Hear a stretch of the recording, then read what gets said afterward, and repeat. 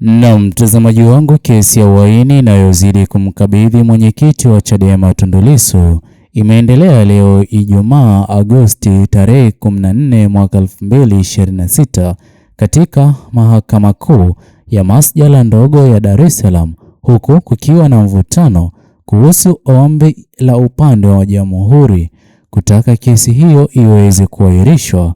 Upande wa Jamhuri uliweza kuomba mahakama kuahirisha usikilizwaji wa kesi hadi Jumatatu, ukieleza kuwa mmoja wa mashahidi wao ameweza kupata dharura ya kiafya.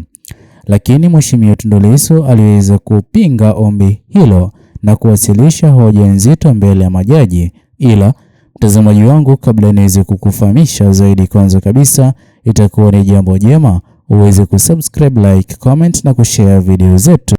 Mtazamaji wangu, Mheshimiwa Tundu Lissu alikumbusha mahakama kuhusu amri iliyowahi kutolewa kwamba upande wa mashtaka uweze kuleta mashahidi wawili kila kesi inapokuwa ikiendelea.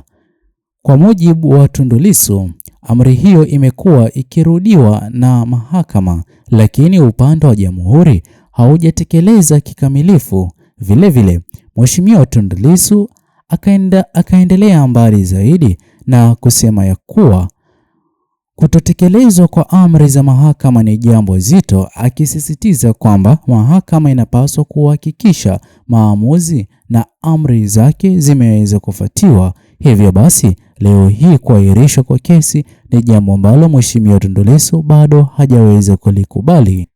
Mtazamaji wangu, katika hoja yake Mheshimiwa Tundu Lissu aliweza kusema kesi hii ni miongoni mwa kesi kubwa zaidi kwa Jamhuri ya Muungano wa Tanzania kwa mujibu wa katiba. Hivyo mahakama inapaswa kuonyesha uzito katika namna inavyozidi kusimamia mwenendo wa shauri hilo.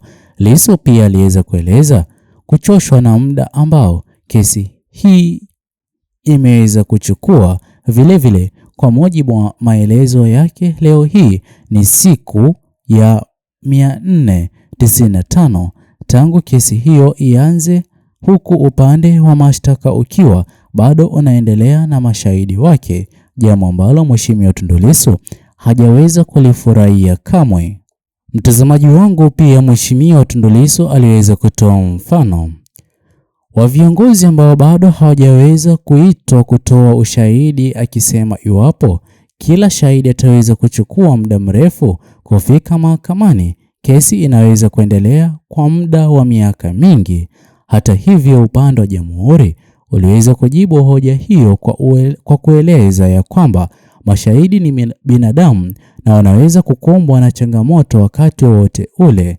Vilevile, wakili wa serikali alisema sababu ya afya shahidi ni sababu ya msingi inayoweza kufanya kesi iweze kuahirishwa. Hii inazidi kwenda kinyume na alivyokuwa akitarajia Mheshimiwa Tundu Lissu. Jamhuri ilieleza kuhusiana na bado mashahidi wengi, lakini si lazima waweze kuwasilishwa wote kwa wakati mmoja, kwa sababu upande wa mashtaka au mpango wake ni namna ya kuendesha ushahidi.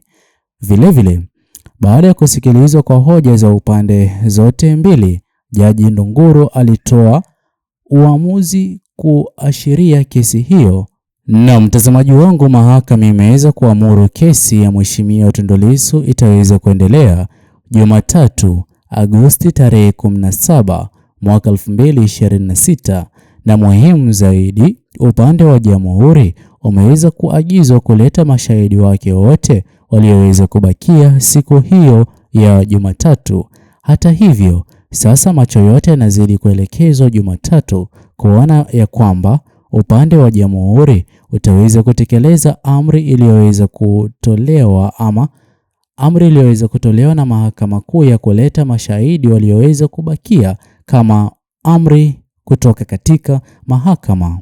Vilevile, mtazamaji wangu, itakuwa ni jambo jema iwapo utaweza kukumbuka ya kwamba kabla ya tukio la leo, kesi hiyo ilikuwa imeweza kusimamishwa miezi 5 na kuanza upya Agosti tarehe 10 baada ya kusimama kutokana na swala la ushahidi mpya uliokuwa ukiendelea kufanywa huko katika mahakama ya rufaa ambapo Mheshimiwa Tundu Lissu aliweza kupata ushindi mkubwa. Vilevile, mtazamaji wangu, baada ya kesi hiyo kurejea upande wa jamhuri, umeweza kuendelea kuwasilisha mashahidi wake hadi Agosti 13.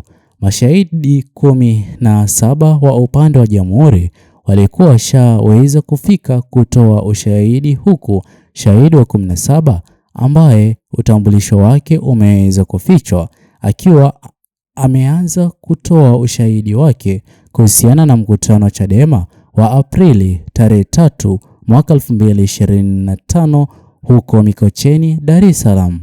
Shahidi huyo alieleza kuwa alikuwa mwandishi wa habari na aliweza kufika katika mkutano mkuu wa Chadema kwa ajili ya kurekodi na kurusha matukio halisi yaliyokuwa yakitokea katika mkutano huo, ambapo watu waliokuwa wakitarajiwa kuwa katika mkutano huo ni Mheshimiwa Tundu Lissu, Mheshimiwa John Heche na viongozi wengine katika chama Chadema.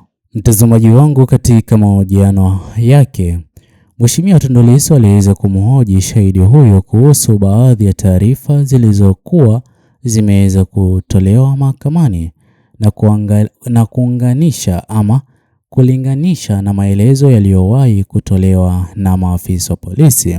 Lissu pia aliweza kuuliza kama shahidi huyo aliwahi kuambia maafisa wa polisi maneno hayo aliyoweza kuyasema katika mkutano huo. Yaani maneno aliyoweza kuyasema Mheshimiwa Tundu Lissu ni uhaini. Katika hatua nyingine muhimu, Lissu aliweza kumwambia shahidi huyo ya kwamba hakuna mwanachama wa Chadema ambaye atamdhuru katika siasa zote zile zinazozidi kuongozwa na chama hicho Chadema. Pia Mheshimiwa Tundu Lissu ameweza kuweka hadharani kwamba ameweza kuwa gerezani takriban mwaka mmoja bila mwanachama wa chama Chadema kumdhuru shahidi huyo. Naam, shahidi huyo aliweza kusema pia aliweza kuwa na hofu ya kutoa ushahidi hadharani kutokana na kuhofia huenda wafuasi wa chama Chadema wangeweza kumdhuru, lakini alikiri kuwa hajawahi kutishiwa na mwanachama wa chama Chadema kwa njia yoyote ile. Mtazamaji wangu, baada ya mahojiano hayo leo hii kufanyika kwa muda mfupi kabla ya shahidi aliyekuwa akitarajiwa kufikishwa kubainika kwamba hataweza kufika kutokana na yeye kutatizika kiafya, hivyo basi kesi hii ya Mheshimiwa Tundu Lissu inazidi kuratibiwa kuendelezwa Jumatatu Agosti tarehe 17 mwaka 2026. Je, mtazamaji wangu, mtazamo wako ni upi kutokana na swala hili nzima linalozidi kuendelea katika kesi inayozidi kumkabidhi Mheshimiwa Tundu Lissu? Ni vyema kutoachia maoni yako katika uwanja wa comment section. Muhimu kabisa uweze kusubscribe, like, comment na kushare video zetu kwa makundi mawili ama matatu. Bye bye until the next video.